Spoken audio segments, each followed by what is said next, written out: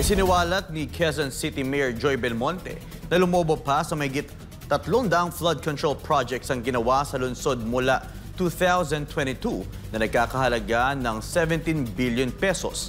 Ang masaklap pa rito, sabi ng alkalde, ay 2 lang dito ang may koordinasyon sa lokal na pamahalaan at marami ang nadiskubring ghost projects.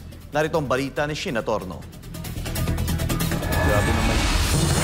Galit na galit ako kasi ang laki ng halagang ito. May mga taong wala man lang konsyensya. Yan ang hinanakit ni Quezon City Mayor Joy Belmonte matapos ipresenta sa publiko ang resulta ng kanilang ginawang investigasyon patungkol sa mga flood control project ng DPWH sa lungsod. Ito'y matapos madiskubre na lumobo pa sa 331 mula sa 254 na mga proyekto sa QC ang nagkakahalaga ng 17 billion pesos. Ang malalapaan niya rito ay 2 lamang na proyektong may koordinasyon sa LGU at marami ang mali ang lokasyon, hindi pa natapos at pare-pareho ang contract price. Questionable rin para kay Belmonte kung bakit bigong maibigay ng DPWH ang buong program details sa mga flood control projects sa lungsod. Nakakapagtaka na hindi nila maibigay ito gayong kailangan ang mga dokumentong ito bago mabid ang isang proyekto. Ang binigay sa amin ay scope of work lamang ng mga proyekto o yung general information lang gaya ng project title at amount.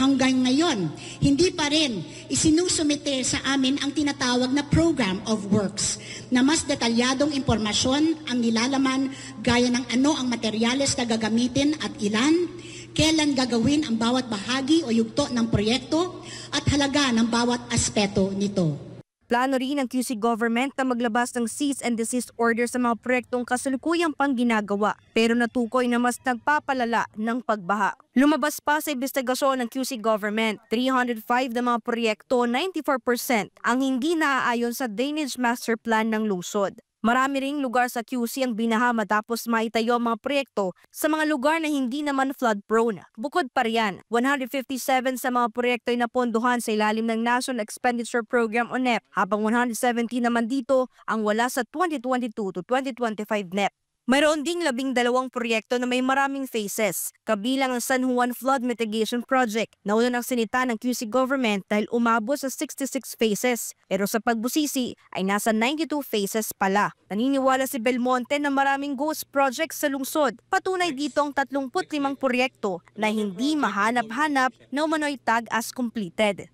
Batay dun sa nakita namin, para sa akin, ang conclusion ko, ghost project siya. Pero siguro, ang engineering sector, may ibang mga, I would say, technical terms ba kayo na gustong gamitin? Pero alam ko, bilang normal person, for me, I believe those are ghost projects. Kaugnay nito, sinabi ni Belmonte na handa nilang isumite sa Independent Commission on Infrastructure ang resulta ng kanilang investigasyon sa mga proyekto. Kabilang narito ang nadiskubring 27 proyekto na nakuha ng construction firm o kumpanya na pagmamay-ari ng Diskaya na nagkakahalaga ng 1.52 billion pesos. Sunod na hakbang ng Quezon City Government ay susuriin kung maisasalba pa ang mga proyekto para mapakinabangan pa sa pakikipagtulungan sa UP Resilience Institute at NOAA Center at Philippine Institute of Civil Engineers. Samantala, nakausap na rin ni Belmonte ang 4 na mga kongresistang pinangalanan ng Diskaya sa Senado na sangkot umano sa korupsyon ng mga proyekto. Wala silang binanggit sa akin na hindi nila binanggit sa kanilang mga statements at press conferences. Binigyan din naman ni Belmonte na wala siyang proprotektahan na sinumang opisyal na taga Quezon City na sangkot sa katiwalian kahit kaalyado pa raw niya. Para sa Diyos at sa Pilipinas kung mahal. Ito si Sheena Torno, SMNI News.